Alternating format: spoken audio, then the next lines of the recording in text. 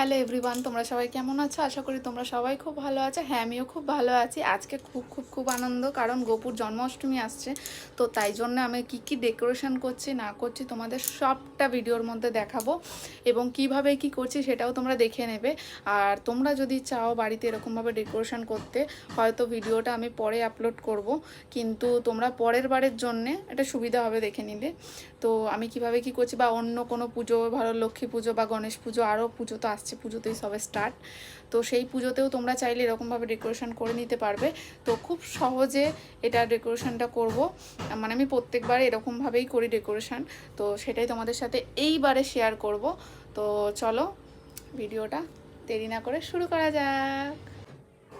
তো বন্ধুরা দেখো, এখানে আমার যা যা দরকারি জিনিস, যা যা লাগবে, এখানে যেমনি ফুলের রয়েছে, এখানে এই মানে এই বস্তার মধ্যে শুধু ফুল থাকে ঠাকুরের, মানে সব রকম ঠাকুরের ফুল থাকে। আমি ডেকোরেশন করবার জন্য আমি বড়বাজার থেকে সব রকম ফুল কিনে এনে রেখে দিয়েছিলাম। তো যেহেতু আমার বাড়িতে গণেশ পুজো, লক্ষ্মী পুজো, জন্মাষ্টমী হয়, তারপরে কালী পুজো আছে বাড়ির, তো অনেক রকমের পুজোই হয়, তো সব রকম বিশ্বকর্মা পুজো, তো এতগুলো যেহেতু বাড়িতে পুজো হয়, তো সেই কারণে আমার সব কিছু ডেকোরেশনের জন্য আমি ফুল সবসময় কিনে রেখে দিই। কারণ বারবার তো আর কিনতে যাওয়া সম্ভব হয় না, আর সবসময় অরিজিনাল ফুল দিয়ে সাজানো সম্ভব হয় না। তো এখানে আর্টিফিশিয়াল ফুল, তারপরে ধরো ডেকোরেশন করবার পিছনে যে ঘাসের ম্যাটগুলো হয়, সেরকম সব কিছু কেনা রয়েছে এখানে।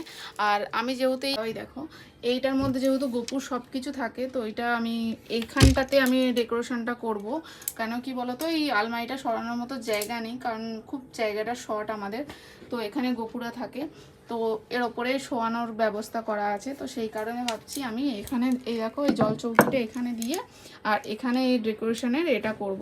তো আমি কলের পাইপ দিয়ে ডেকোরেশনের একটা করে রেখে স্ট্রাকচার করে রেখে দিয়েছি, তো সেটা দিয়েই করব। আর আমার যা যা প্রয়োজনীয় আলমারির মধ্যে ছিল, যেগুলো যেগুলো আমার জন্মাষ্টমীর দিনে লাগবে, যেমনি গোপুর গয়না ফয়না এর মধ্যে থাকে, মাথার চুল থাকে এর মধ্যে, এখানে কানেরগুলো থাকে, তার মধ্যে আবার এখানে জামা কাপড় নতুন যেগুলো আছে সেইগুলো, গোপুর খাবার দাবার সব এখানে রেখে দিয়েছি, বার করে নিয়েছি, কারণ এই আলমারিটা এখন খোলা যাবে না। তো সেই কারণে সব বার করে গুছিয়ে নিয়েছি। তো চলো দেরি না করে ডেকোরেশন করি। তো বন্ধুরা শুরু করা যাক, তো দেখাচ্ছি, তোমরা দেখতে থাকো।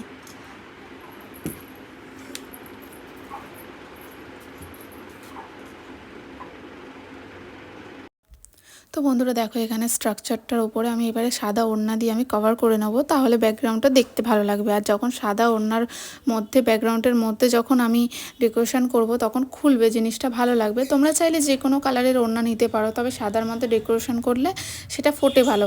তো এই কারণে আমি সেই কারণে সাদা ওড়না কিনে নিয়েছি, ঠিক আছে। সাদা কোনো কাপড় যদি মনে হয় তোমাদের কাছে বাড়িতে সাদা কোনো কাপড় আছে বা ধুতি আছে, সেই হিসাবে তোমরা এই ব্যাকগ্রাউন্ডটা বানিয়ে নিতে পারবে। তো দেখো, আমি ব্যাকগ্রাউন্ডটা বানানোর সময় ভিডিওটা অন করেছিলাম, জানি না কীভাবে ভিডিওটা হয়নি, তো সেই ভিডিওটা দিতে পারলাম না দুর্ভাগ্যবশত। তো সেই কারণে ভিডিওটা আমার পরে আবার আমি গিয়ে দেখছি যে অন হয়নি, কিছুভাবে কোনো কিছু প্রবলেম হবে। আইফোনের এই একটা প্রবলেম, মানে স্টোরেজ ফুল হয়ে গেলে তখন আর ভিডিও হয় না। তো আমাকে আবার অনেক ভিডিও ডিলিট করে তারপরে আবার এই ভিডিওটা কন্টিনিউ করতে হয়েছে। তো এই দেখো, এখানে ব্যাকগ্রাউন্ডটা দুটো পর্দা, আমি আর্টিফিশিয়াল পর্দা এখানে লাগিয়ে দিয়েছিলাম, তার পাশে একটুখানি আমার গোলাপি ফুলের বাঁধ ছিল, সেটা লাগিয়ে দিয়েছিলাম। কেমন লাগছে তোমরা কিন্তু বলো। আমার যতগুলো ঠাকুরের মানে সাজাবার জন্য, ব্যাকগ্রাউন্ড সাজাবার জন্য বাঁধ ছিল মানে ফুলের, তার মধ্যে থেকে আমি পিঙ্ক কালারগুলো বেছে নিয়ে আমি করেছিলাম।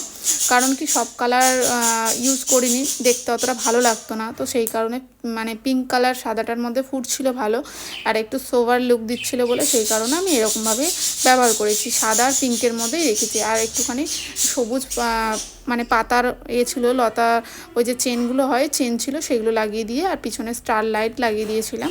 তো কেমন লাগছে দেখো। আর এখানে আমি মাঝখানে দোলনার মধ্যে কালাচাঁদকে বসিয়ে দিয়েছি। তবে হ্যাঁ, দোলনাটা আমি রাখতে পারবো না, কারণ দোলনাটা আমার খুব ছোট, আর আমার গপু অনেক, সবাই তার বসতে পারবে না, আর আমার বড় গপু এই দোলনার মধ্যে হয় না, তো সেই কারণে দোলনাটা আমি সরিয়ে রাখবো। সবাইকে একবার করে দোল খাইয়ে নিয়ে দোলনাটা আমি সরিয়ে দেবো, সরিয়ে দিয়ে অন্য ঠাকুরদের বসাবো। তো এই ছিল আমার ব্যাকগ্রাউন্ড। দেখো, পিছনে আমার গপুরা বসে রয়েছে, ওপরে গপুদের বসার জায়গা রয়েছে, তো নিচে এই ব্যাকগ্রাউন্ডের মধ্যে আমি গপুদেরকে বসাবো। এটা কিন্তু আমি জন্মাষ্টমীর আগের দিনকে আমি বানিয়ে নিয়েছিলাম, তো কারণ আমার কিছু প্রবলেম ছিল, তো জন্মাষ্টমীর দিনকে আমি পুজো করতে পারিনি, তো সেই কারণে আমার বোন পুজোটা করবে বলে সেই কারণে আমি এরকম আগের দিনই আমি সাজিয়ে গুছিয়ে রেখে দিয়েছিলাম। তো এখানে সাজিয়ে গুছিয়ে রেখে দেওয়ার পরে তো বন্ধুরা, আমার গোপুর জন্মাষ্টমীর পুজোর ডেকোরেশন তোমাদের কেমন লাগলো তোমরা কিন্তু কমেন্টে অবশ্যই বলো। আর এর থেকে ভিডিওটা দেখে যদি তোমরা চাও এরকমভাবে তৈরি করতে, তো এরকমভাবে ডেকোরেশন তৈরি করে নিতে পারো। আশা করি তোমাদের অনেক সুবিধা হবে। আর আমার বোন এবারে যেহেতু বলেছিলাম যে আমি পুজোটা করতে পারবো না, আমার বোন করবে, তো দেখো আমার বোন সুন্দরভাবে আমার মতো, আমার থেকেও আরও সুন্দর করে গুছিয়ে করতে পেরেছে। আর আশা করি ভিডিওটা তোমাদের সবার খুব ভালো লেগেছে। আর ভিডিওটা যদি ভালো লেগে থাকে তাহলে প্লিজ একটা like, comment, share and subscribe করো। আর হরে কৃষ্ণ বলতে কিন্তু ভুলো না। দেখা হচ্ছে পরের কোনো ভিডিওতে।